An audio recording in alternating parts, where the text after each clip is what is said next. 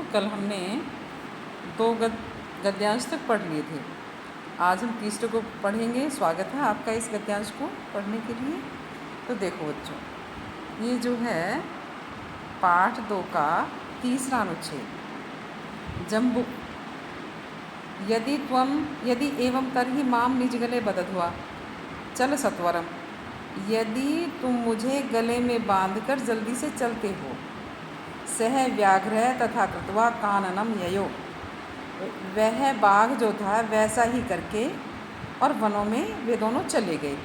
श्रृंगालेन सहितम, श्रृंगाल के साथ में। पुनः आयांतम व्याघ्रम दूरात दृष्ट्वा बुद्धिमती चिंतितवती। बाघ के साथ में दोबारा से गीदड़ को आते हुए दूर से ही देख करके बुद्धिमती ने सोचा। अब देखो क्या सोचा। जम्बुक क्रतोत्साहाद व्याघ्रात कथम मुच्यताम। जम्बुक के द्वारा प्रेरित किए गए बाघ से कथम मुच्यताम, कैसे छुटकारा पाया जाए। परम प्रत्युत्पन्नमति सह जम्बुकम आक्षपंत्या अंगुल्या तर्जंती उवाच।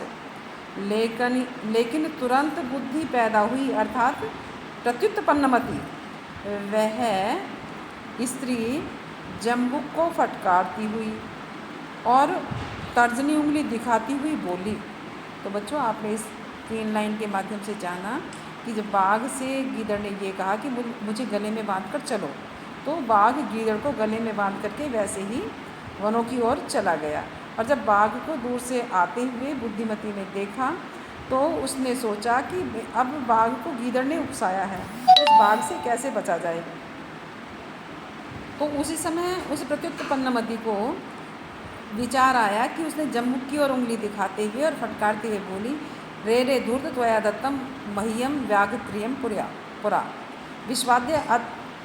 विश्वास्य अद्य एकमानियम कथम यासी वद अधुना इत्युक्त्वा धाविता तूर्णम व्याघ्रमारी भयंकरा व्याघ्रोपि सहसा नष्ट गलबत श्रृंगालक। अरे अरे मूर्ख, पहले तुमने मुझे 3 बाघ ला कर दिए थे, ये इस लाइन का अर्थ है, और आज विश्वास दिला करके तुम मुझे एक ही बाघ ला कर दे रही हो। ऐसा कह करके वो बाघ को मारने वाली भयंकर रूप से दौड़ी और बाघ भी अचानक गलबद्ध श्रृंगालक, गले में बंधे हुए गीदड़ को लेकर वहाँ से नष्ट माने भाग गया।